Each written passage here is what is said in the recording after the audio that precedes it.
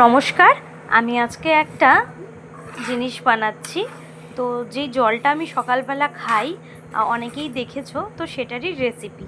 জিরে, জোয়ান, মৌরি, মেথি, এই চারটে জিনিসকে শুকনো খোলায় বা শুকনো তাওয়াতে আর কি মিডিয়াম ফ্লেমে, গ্যাসের মিডিয়াম ফ্লেমে রেখে বেশ ভালো করে নাড়াচাড়া করতে হবে যতক্ষণ না বাদামি বাদামি একটা কালার হবে, বা দেখবে অনেক সময় খড়খড় করে আওয়াজও হয়, এই ততক্ষণ নাড়াচাড়া করতে হবে। তারপরে নামিয়ে এটাকে গুঁড়ো করে নিলেই হয়ে যাবে।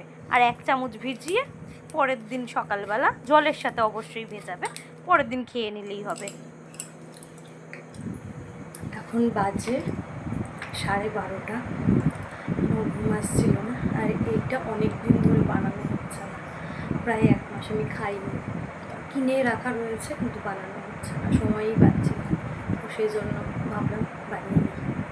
তো ঘেমে গেছি, রান্নাঘরে লোকে কী করে থাকে। এই যে দেখো, মিক্সিং জারে দিয়ে আমি বেশ কিন্তু ভালো করে গুঁড়ো করে নিয়েছি।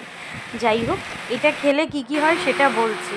এটা আমি নিজে ফল পেয়েছি, তোমরা সবাই দেখছো। আমার বেবির এখন সবে 8 মাস বয়স, সরি 8 মাস নয়, 9 মাসে পড়েছে।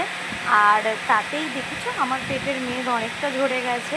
আর এটা আমি কিন্তু বেবি হওয়ার আগেও খেতাম, হেয়ার ফলও কমে অনেকটা দেখেছি, গ্যাসের প্রবলেমও থাকে না। যাই হোক, সবাই খেয়েও।